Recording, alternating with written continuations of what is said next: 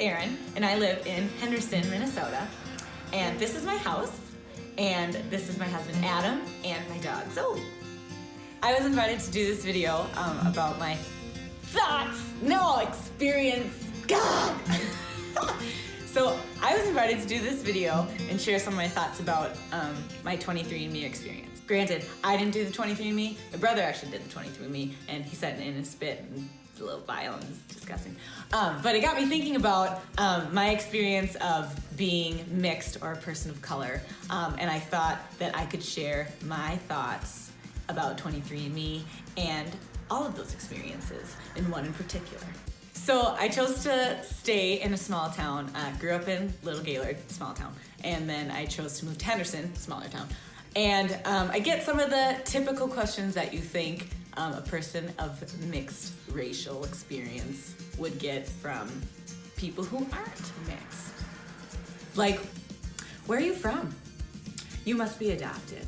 Is that your real hair? So do you like burn in the summer then? What's your ethnicity? No, but where are you from, like, originally? So now I talk about Iowa. Okay. And thinking about all of this, it brought up a specific memory of my family when we were on vacation in Okoboji, Iowa. That was a good one.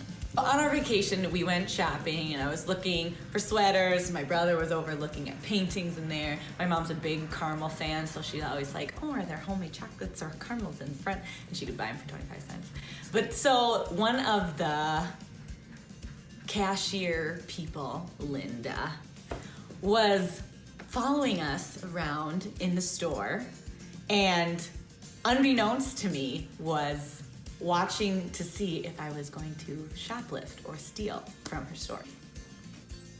And that was the first time, or the first time that we can remember that we really kind of sat down and talked about, whoa, we just had a normal experience, but we're negatively affected because of having different skin color than our mom. And it was super bad. Oh. We as a family had to figure out, how can we make this a better experience for everyone, and not just leave it as racial profiling of trying to steal sweaters and caramels in a store. So my brother was totally gung-ho about actively taking the situation and turning it on itself and showing Linda that we wanted to just shop and have a blissful time in Iowa. I felt like we could be a little less active, maybe a little more passive, and try to communicate a more positive conversation within our family dynamic, because my mom was just beside herself in the situation that just occurred. But so we decided to be more active about it.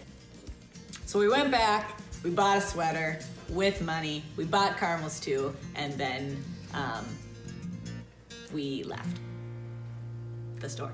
The biggest thing about knowing that Brian's doing this show is just feeling like our everyday conversations about biases and prejudice and privilege and being a person of color and being mixed, and you have it all figured out, but then the world perceives you in a different way, and then sometimes you don't even recognize it, and how to constantly recreate the conversation of acceptance. And I hope that throughout this video and throughout all the things that you're seeing,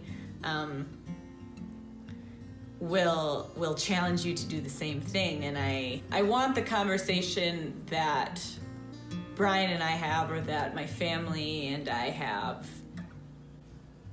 the majority of the time becomes a more regular conversation for other types of people and different groups of people.